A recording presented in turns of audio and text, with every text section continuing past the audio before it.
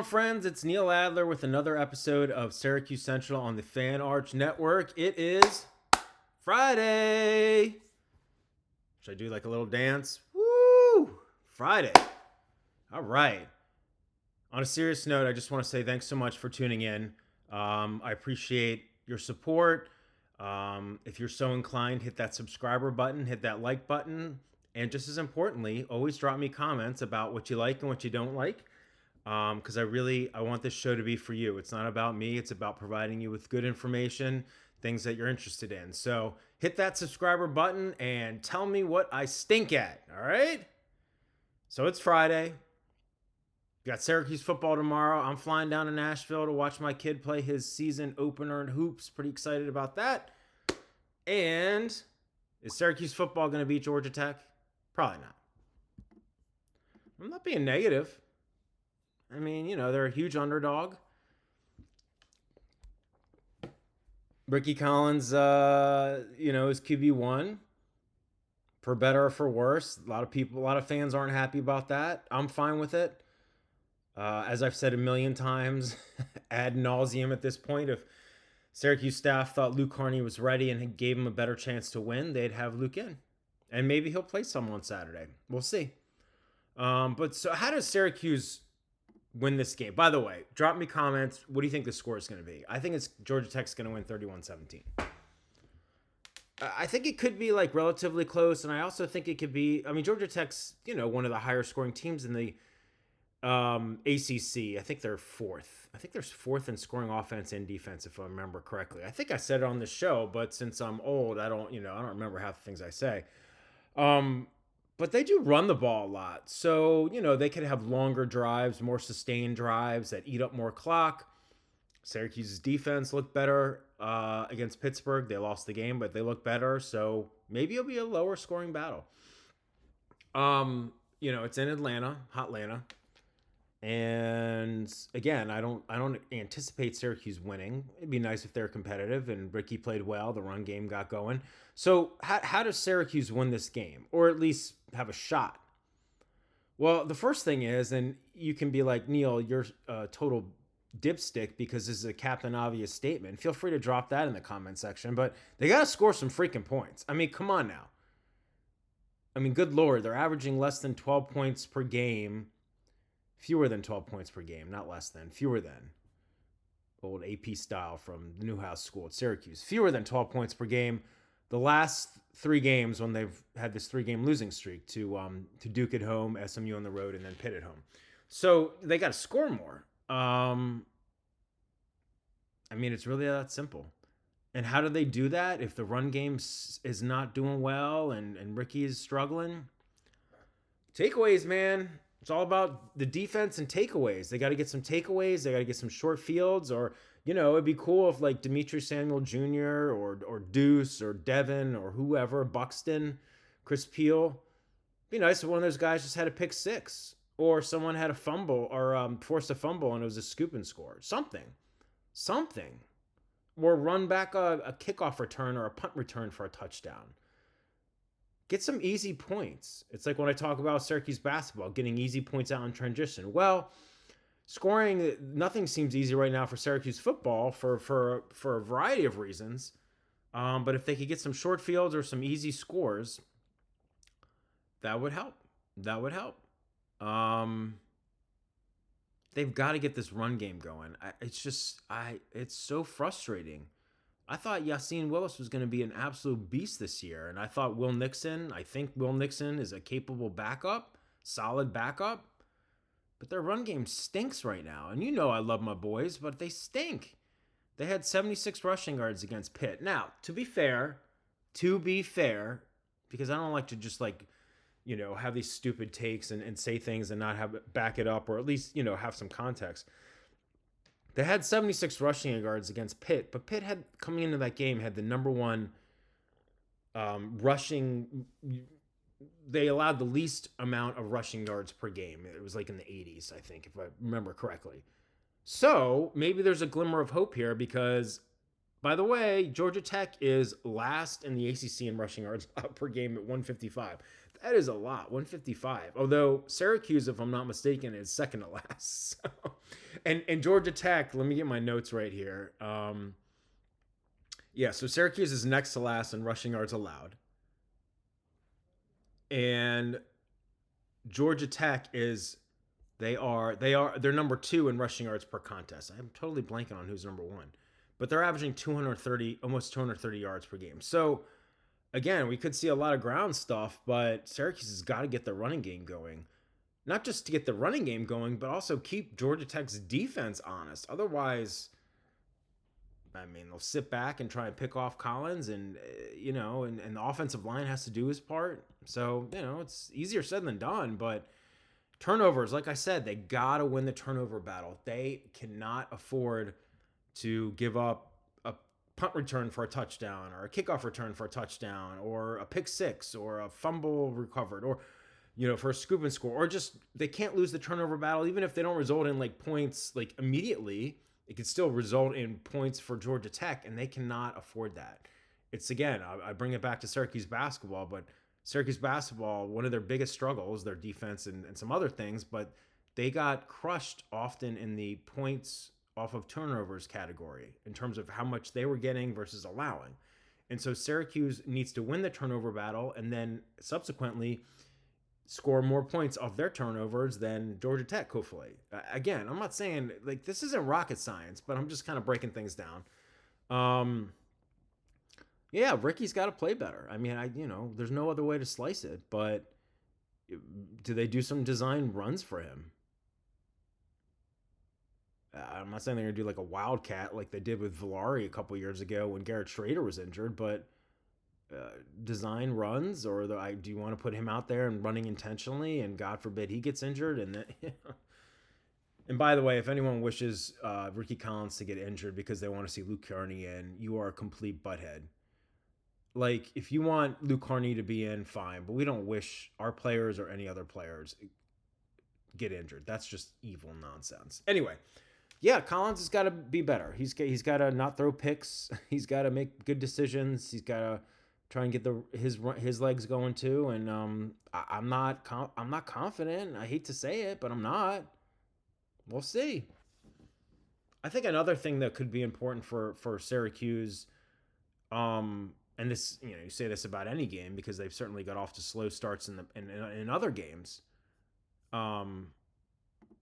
but they need to get off to a good start against Georgia Tech. It's on the road. Georgia Tech's the only undefeated team in the league. You don't want to play from behind when you've got a quarterback that's struggling. Georgia Tech also, like I said, they run the ball really well, so they can sustain drives and they can take time off the clock. And they're also really good at winning close games. They're 7-0 overall, the only undefeated team in overall. There's I think 2 other teams in ACC play they're undefeated, SMU and Virginia, but Georgia Tech's overall 7-0, and I think 4 of those games that they won have been by 10 points or fewer, decided by, that is. So, maybe if Syracuse keeps it close and we're in the fourth quarter, Georgia Tech starts to feel some pressure. You also want to get off to a good start to take the home crowd out of it. And then I guess the other thing is, I don't know how they're going to do it, but Syracuse has got to make life really, really, as much as possible, painful for Haynes King, who's the talented redshirt senior dual threat quarterback for Georgia Tech. He doesn't throw for a ton of yards. He also doesn't throw picks. I think he's got like 4 touchdowns and 1 pick this year or something like that. But he runs a ton. And he also evades sacks as a result. And their offensive line is good too.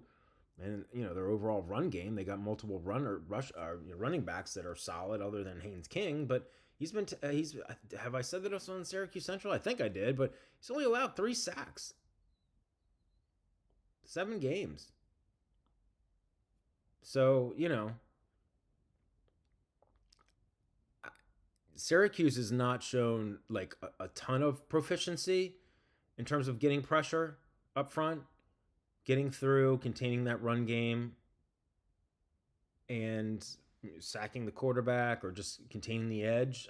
But against Pitt, they had 7 sacks. Joe Biddy had 3. They had 13 tackles for a loss. I'm totally blanking on how many rushing yards they gave up to Pitt, but I think overall they gave up what, like 255 something, 260. So again, just try and contain King. Make him make some bad decisions. Again, I don't expect Syracuse to win, but I think those are some of the keys. Score more points than Georgia Tech. Should I have just said that and moved on? Yeah, I'm gonna. All right, so a little bit of recruiting stuff here. Actually, we're gonna do recruiting for the rest of the show because I just feel like doing it and it's fun. So Syracuse, and I didn't get this for the other show because it didn't work out timing wise, but um, on Wednesday, earlier in the day, they had gotten a pledge from Alexander Haskell, who is a 2026 three-star defensive lineman from St. Joe's Prep in Philly, and he flipped from Penn State to Syracuse. But then later in the day, like super late at night, way past my old geezer bedtime, they got a pledge. He's unranked, but he's massive. Connor Long. Did I get his name right? I did. Connor Long, 6'8", 343, 343 pounds. He's a junior in high school. He's from New Jersey. He verbally pledged to Syracuse. He didn't have a ton of other offers. Rhode Island, Toledo. Goes to Old Bridge High School in Matawan, New Jersey. Obviously, New Jersey is a huge recruiting emphasis for Syracuse with Fran Brown and Elijah Robinson coming from Camden. Nunzio's from Jersey. I think a couple other guys. It's a Garden State's big for them.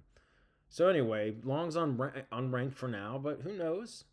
But he's just a massive big body, and they need big bodies on that offensive line. And so this is the 2027 class. Sorry, I probably should have mentioned that, right?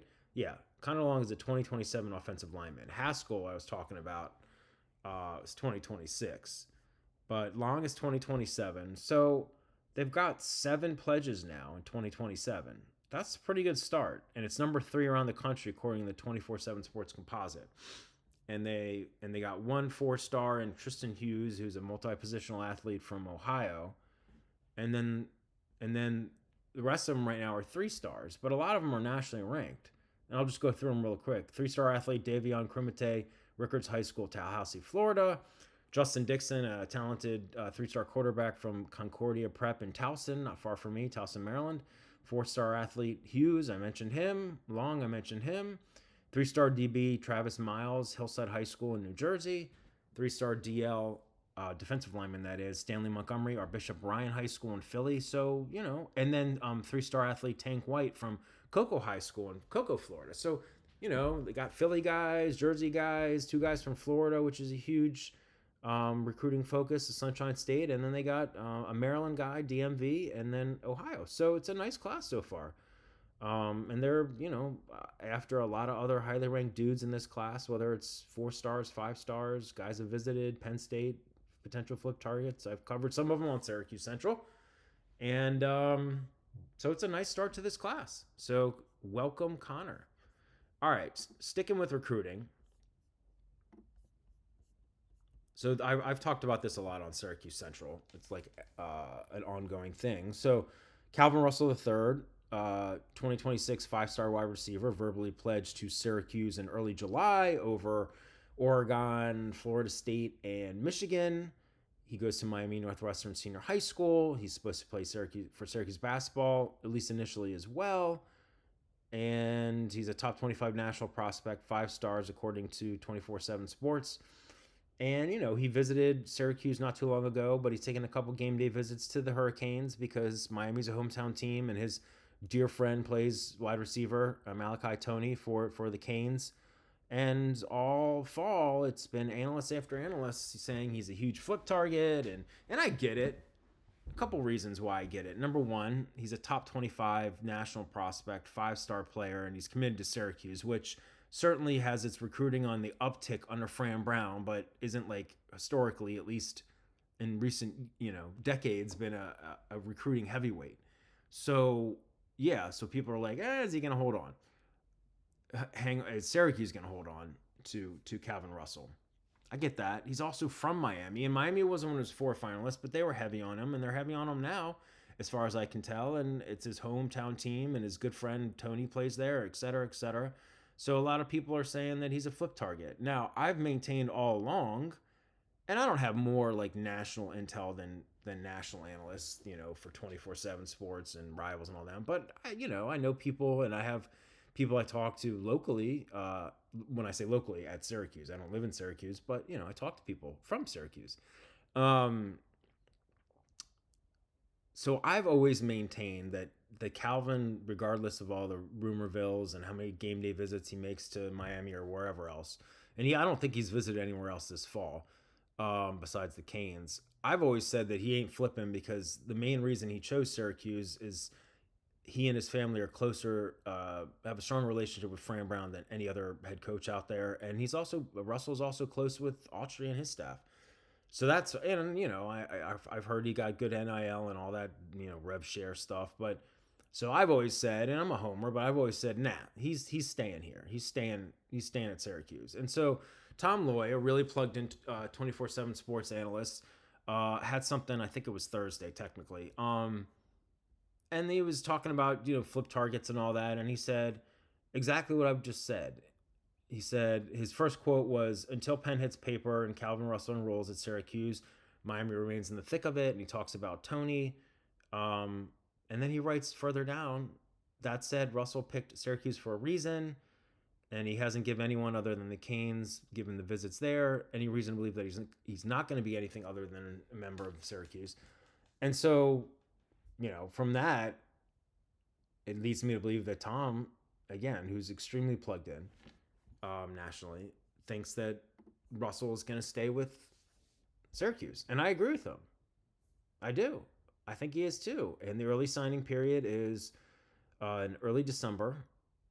And I'm still trying to figure out, assuming he does sign early, if he's going to join the basketball team for, in season, because it looks like he's going to be on campus in January for the spring semester. So we'll see how it all shakes out. But again, I'm calling my shot. And if I'm wrong, you all can tell me I stink and I don't know what I'm talking about, but Calvin Russell is going to stay committed to Syracuse. All right, this last one, we're going to start doing this, try to do it as consistently as possible. So I really appreciate the engagement from some of y'all watching Syracuse Central, and you have comments in there. And so I'm going to do a segment, again, as much as I can, or at least as applicable, where I look at viewer comments from the last show, or at least the last show about that sport, because I try and mix it up. And the last show on football was Thursday. And my friend who comments a lot, his handle is PeaceLove5873. So much love to you, PeaceLove5873. Thursday's show, I talked about a couple different things, but it was a lot of recruiting, and it was the Haskell commit, the flip from Penn State, and some other recruiting stuff.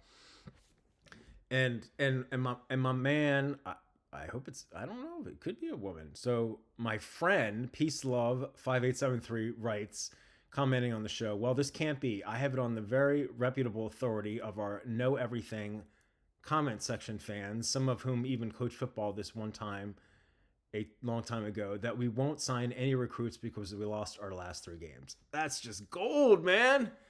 And so that's perfect.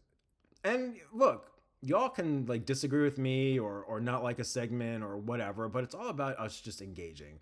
And so PeaceLove5873, that's just a great quote. And that's been my whole thing, because as I've talked about Syracuse Central, and I think I obviously mentioned it on Thursday, but I've talked about it, since we started this show a couple months ago.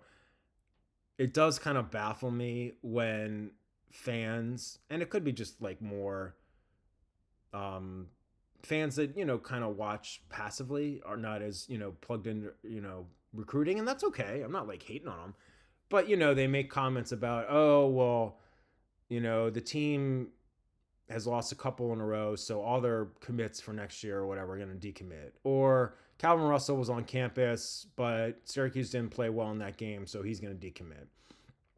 And look, it's entirely possible that, if the team just stinks it up the rest of this year and ends up 3-9, maybe that could cause some guys to decommit. It's possible. But I'm just telling you that they know the situation at quarterback. They know that Steve Angeli, God willing, will be under center next year as QB1, and he was leading the country in passing yards before he got hurt. So I don't see this mass exodus Exodus? Yeah, I think it's Exodus. I don't know. Tell me if I'm wrong there. Out of the program because they've lost their last 3 games, like Peace Love 5873 said. It's just not going to happen. There's going to be new personnel next year. There's going to be a new quarterback. I mean, certainly you want to see the defense continue to improve, and offensive line and defensive line have had moments but need to be more consistent. And the run game needs to improve for sure. But this team would not be 3-4. And again, much love to Ricky Collins, and I wish him well, and I'm not going to trash him personally. He's just not the guy. But this team, I truly believe, would not be 3-4 right now. If Angeli was quarterback, I think they'd be 5-2. What do you think? What do you think the teams were? I know this is a hypothetical nonsense question. What do you think the team's record would be with Angeli right now, heading into the Georgia Tech game? 5-2?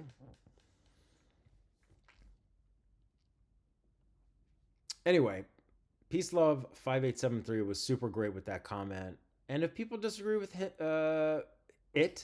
he/she, or me, it's fine. We're all supposed to, we can agree to disagree as long as it's spirited and we're not mean to one another, and I'm all about it. But I'm just telling you. And the other thing, and then I'll wrap it up for today and for this week. Recruits committed to Syracuse, sure, they saw what Fran did in his first year.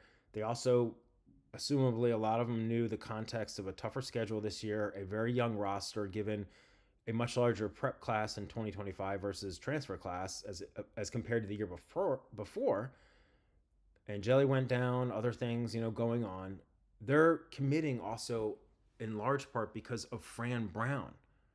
Regardless of the team's record right now or even this year, they're committing because of Fran Brown and who he is and how he keeps it real with them and how he relates to them and how he focuses on them being the best human beings they can be and doing well in the classroom and getting out in the community. And he's no nonsense, but he's also got a big heart, and they want to play for him. It doesn't matter to a certain extent, what the record is this year. They want to play for him. So Peace Love 5873, much love to you. No pun intended, since your name is Peace Love. That's awesome, by the way. And I'll definitely be doing that segment moving forward as much as possible, because I just want us all to engage. I mean, I'm going to pass along info and give my opinions and give you intel when I have it, because I do have it sometimes. But then I just want us to rap back and forth, because this is fun. It's Syracuse sports. I'm a Syracuse alum. I cover Syracuse. This is fun for me. It should be fun for you. We might not be having fun with the football team right now, but it's still fun. We love Syracuse. And I will get into basketball again next week. Syracuse football against Georgia Tech on Saturday. Syracuse men's basketball exhibition Saturday night. They're the host team, but it's in Buffalo, and they're playing Buffalo. Makes sense, right? So I'll get some feedback on both those things early next week. Again, if you like this show, hit that subscribe button, tell your friends. And if you don't like this show, let's still be friends. It's all good. All right, so have a great Friday. Have a great weekend, friends. I love you all. This is Neil Adler with Syracuse Central on the Fan Arch Network. I will talk to you again on Monday. Take care.